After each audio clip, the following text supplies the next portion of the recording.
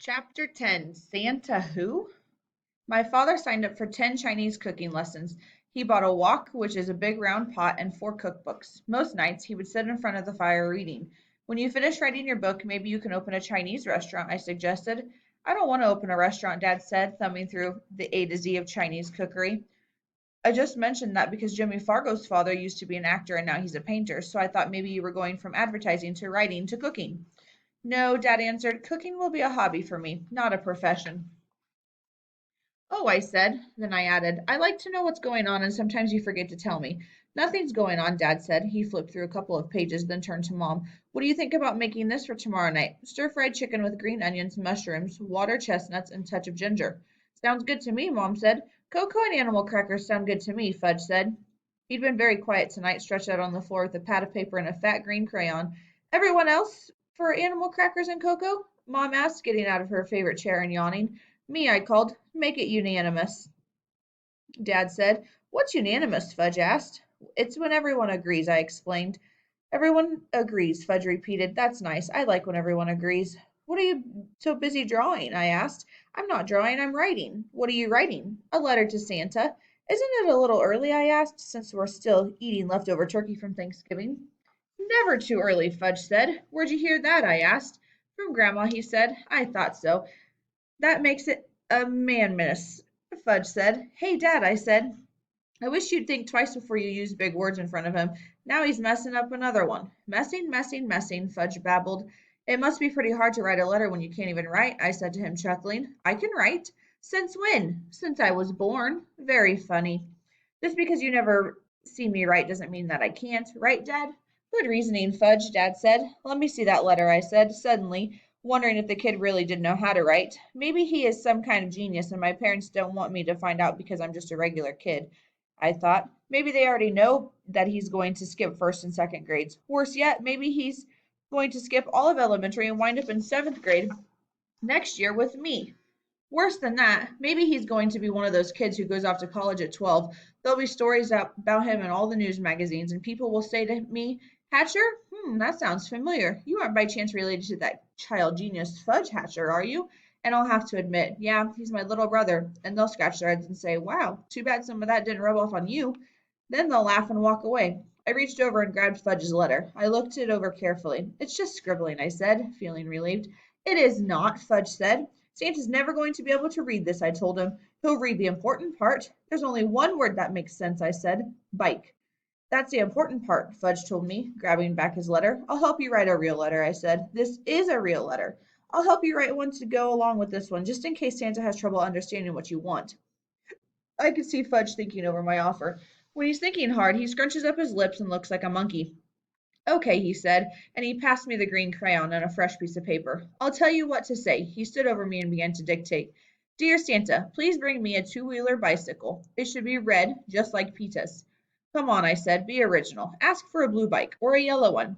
Red, he repeated, just like Pita's, and no training wheels. Training wheels are for babies. He paused. Go on. That's all. I'm finished. I can sign my own name. He printed Fudgy in big letters at the bottom of the page. Aren't you going to write your last name too? I asked.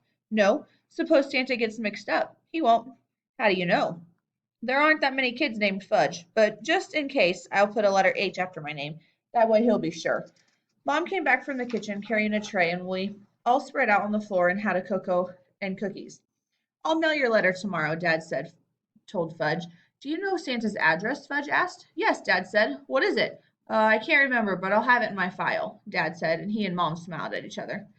Daniel's asking for a bicycle too, Fudge reported 2 mornings later, so we'll be able to ride to school together. If Santa brings you a bike, I reminded him. Why wouldn't he? I'm a good boy. Aren't I a good boy, Mommy? I didn't wait for my mother to answer. There are a lot of kids who can't get what they want, even if they deserve to get it. There are a lot of kids who.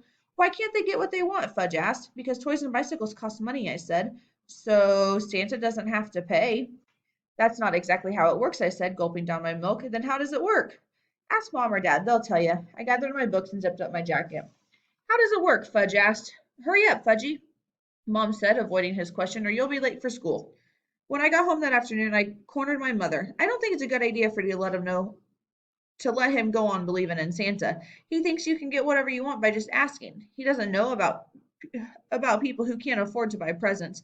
You should do something about that. After all, you told him where babies come from. How can a kid who knows where babies come from still believe in Santa?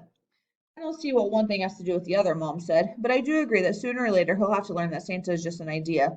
She sighed. But for now, he's so enthusiastic, and the idea of Santa is so lively that Daddy and I have decided it can't possibly hurt. So please go along with us for a while, Peter. I suppose you're going to tell Tootsie all about Santa, too. I suppose so, Mom said. Well, I think it's a mistake. I turned and walked away. I couldn't remember ever having believed in Santa. When I was 3, I caught my parents stacking presents under the tree. And by the time I was 5, I knew exactly where to look for the presents. My parents thought they had carefully hidden from me, and this year I already knew that I'd be getting a check from Grandma on a clock radio from my parents. I heard Mom and Grandma discussing it on the phone last weekend. Sometimes I think it would be more fun to be surprised on Christmas morning. I wish my family would try harder to keep secrets from me. That night, after Tootsie had been put to sleep, Fudge got after the rest of us to write our letters to Santa. The early bird catches the worm, he said. Who told you that, Uncle Feather? I asked, laughing. No, Mrs. Mulder. Fudge answered seriously. He handed each of us a pencil and a piece of paper. Only 3 weeks to go, he said. Then he danced around singing. He's making a list and checking it twice. Gonna find out who's naughty and nice. Santa, who is coming to town? Santa who? I said. Santa Claus, he laughed, clapping his hands. Get it? It's a joke. I say Santa who, then you say Santa who. Then I say Santa Claus. Get it? Yeah, sure. I get it. Isn't that a good joke? Yeah, great. Daniel taught it to me. I'm not surprised. Fudge put his hands on his hips. Now hurry up and write your letters to Santa, he said. Rather than argue, we wrote our letters. I knew what was coming next. Now everybody reads their letter out loud. You first, Peta. I looked over at Mom and Dad. They nodded their heads, encouraging me, so I read my letter feeling like a kindergarten baby for the first time in a long time. Dear Santa, please bring me one or more of the following items: a clock radio, a remote controlled model airplane, a laptop computer, an MP3 player, and 6 CDs. Thank you very much. Sincerely, Peter W. Hatcher. How will Santa know which CDs? Fudge asked. He can just leave me a gift certificate. That way he won't have to waste time trying to figure it out. Oh, I didn't know Santa could leave gift certificates. Santa can leave anything he feels like leaving, I said. Fudge accepts that and said, Now you, Mommy. When Mom and Dad had finished their letters to Santa, Fudge asked, What about Grandma? I'm sure she's making her list, Mom said. What about Tootsie? Tootsie's too young to write to Santa, I said. Then you write for her, Fudge said, shoving another piece of paper at me. Do I have to do this? I asked. It would be nice, Peter, Mom told me. All right. Dear Santa, please bring me a teddy bear and a pull toy and a box of Zwieback, Fudge said, and that's enough for her. She's just a baby. She doesn't know anything. Fudge was quiet for a minute. Then he said, What about Turtle? Oh, come on. This is getting ridiculous, I said, and I have homework. But he ripped another piece of paper from his pad.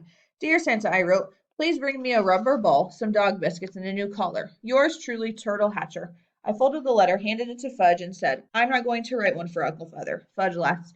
Uncle Feather can write his own. Daniel came over the next afternoon. Did you write to Santa yet? I asked. I'm Jewish, Daniel said. I don't believe in that stuff. Oh, I thought. Fudge said you'd asked for a bicycle for Christmas. I celebrate Hanukkah, and I did ask for a bicycle. Who'd you ask? My father and mother. Who do you think? I thought maybe you had a Hanukkah fairy or something. You're really stupid, Daniel said, shoving a handful of pretzels into his mouth. Thanks, Daniel. Coming from you, that's a compliment. You're welcome, Daniel said. Then he walked away, mumbling, Hanukkah fairy. Our class had a holiday party on the day before vacation, with Christmas cookies and island punch. I didn't drink any of it this time, not even one cup, even though I was thirsty. No point in taking chances. We each got to pull a silly present out of a grab bag. I got a pair of red plastic lips. Mr. Bogner brought in a sprig of mistletoe and asked us what we knew about it. Alex raised his hand and said, You get caught standing under it, you might get a kiss. Anything else? Mr. Bogner asked. Elaine said, If you want to get kissed, you should try standing under it. Everybody laughed. Anything else that isn't related to kissing? Mr. Bogner asked.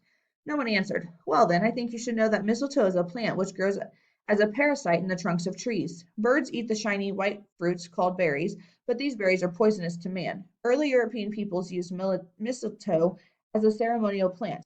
That probably explains why we tend to use it at Christmas time. While he was talking, he walked to the back of the room and hung the sprig of mistletoe near the coat closet. Later, when the bell rang and I ran to get my coat, I found myself standing next to Joanne, under the mistletoe. We looked at each other. Then she leaned over and kissed my face, way back near my ear. As soon as she did, she turned bright red, and for a minute I thought she was going to cry, but she didn't. So then I gave her a kiss on the same spot, only she moved her head at the last second, and I wound up kissing a mouthful of her hair. On Christmas morning, Fudge woke the rest of us before 6 o'clock. I got it! I got it! He shrieked. A big red bicycle without training wheels. Thank you, Santa, wherever you are. We all ran downstairs to open our presents. Turtle got everything on his list, and so did Tootsie, but she preferred the wrapping paper and ribbons to anything else. Besides my clock radio and a check from Grandma, I also got a surprise. A gift certificate for 4 CDs. At 7:30, Mom whipped up a batch of pancakes. At 10 o'clock, Dad fell asleep on the living room sofa, and Mom conked out right on the floor. That night, Fudge came to my room. I was sitting up in bed, reading the instruction manual that came with my clock radio. Will you teach me to ride my bicycle? He asked. Sure, I told him, as soon as the snow melts. Daniel said he's going to learn to ride on the grass. That's crazy. If you fall off on your bike on the street, you can get hurt, Fudge said. So you'll get a few scraped knees. Scraped knees bleed, don't they? Sometimes, I said. I don't like to bleed. Don't worry. Did you get scraped knees when you learned to ride a bike? Couple of times, I said. You don't fall that much. Believe me. I believe you. He climbed up on my bed and lay back against the pillow. Santa didn't bring you everything you wanted, did he? I didn't expect him to. I would have got you a laptop, but I didn't have that much money. I didn't expect a laptop. I was just kidding around. Me too, Fudge said. What do you mean? I asked. All that Santa stuff. I put down my instruction manual and looked at him. What do you mean, all that Santa stuff? I know there's no Santa, he said. Since when do you know? Since always. You don't believe in Santa? I asked. He laughed. No, not ever. Then why? Because Mommy and Daddy think I believe in him, so I pretend. You pretend? You mean all those letters and all that? He smiled at me. Aren't I a great pretender? Yeah, I said. You're the best.